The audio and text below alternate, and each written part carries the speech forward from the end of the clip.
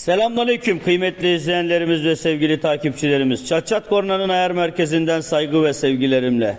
İzmir'den sevgili Rıdvan Çubukçu arkadaşımızın bizden 2 takım koca kafa krom boş korna ve 1 adet de ara otomatik siparişi verdi. Yeni aldığı aracında sağlıklı sıhhatli İzmir sokaklarında kullanmasını temenni ederim. Sizin de bu tarz ürünlere ihtiyacınız varsa Samdusta güvencesiyle iletişim numarasından bizi arayarak iletişime geçebilirsiniz. Zaman ayırıp izlediğiniz için teşekkür ederiz. Hoşça kalın, dostça kalın. Rıdvan kardeşim iyi günlerde kullanmanı tekrardan temenni ederim.